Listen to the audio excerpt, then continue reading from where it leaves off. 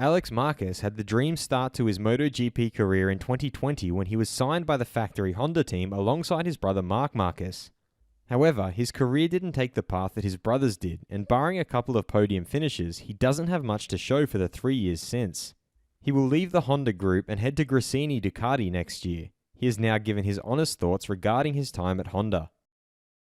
I'm your host Dillon Shelley, and first up on Moto World, brother in same team harms you more than it helps, Alex Marquez. Alex started off by explaining his decision to join Gresini next year while speaking to the race. That step was important for me, to fly a little bit alone. I was in Honda and already I was alone, but for the people I wasn't. All the time you hear about both the brothers in Honda, all of that. He then summarized his time at Honda so far while speaking to Cadena Ser. Moto2 and MotoGP are not the same thing. It was seen in my first year as a rookie. When I got the hang of Honda, I ended up on the podium. From then on, there was a very big evolution of the bikes and Honda fell asleep a little. From then on, we started to suffer more, but I also like a good self-criticism, and in some cases, I suffered more than I should have suffered. He signed off by giving his views on having his brother in the same team.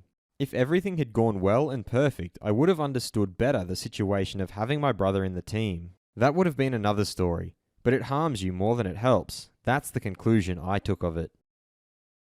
Fast feed. Massimo Meregali, Yamaha team director, confirmed that the fact that they lost the satellite team was not something they wanted. Basically, we were surprised by the RNF decision. We accepted it, and now there is not much to say about it. In 2023, we will only have the factory team, but it is certainly important to have a satellite team, and most likely let's start thinking about it for 2024. Aprilia's Aleix Espargaro explained that he was very strong in the area where Fabio Quartararo had the crash. The reason he did this maneuver is because his sensations on the bike are super high. He manages to close the lines a lot because he has so many good feelings.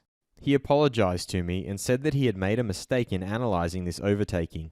Teammate Maverick Viñales suggested that they have a dream, which is to make Aprilia world champion. So the result doesn't matter if Aleix is first or I am first. We want to make this bike competitive, make this bike at the top, and this is the way, we help each other. Honda's team manager Alberto Puig revealed that they're dealing with their rider situation for next year. It is a topic that is starting to be delayed a little, but we had already warned that this year things would be slower. It is evident that the options don't run out, as we have 2 or 3 possibilities that are on the table. We will probably have to make the decision during the summer break. Defending World Superbikes champion Toprak Razgatlioglu's manager Kenan Sofuoglu stated that one thing is clear, in 2024 we will be able to speak with any brand, any MotoGP team.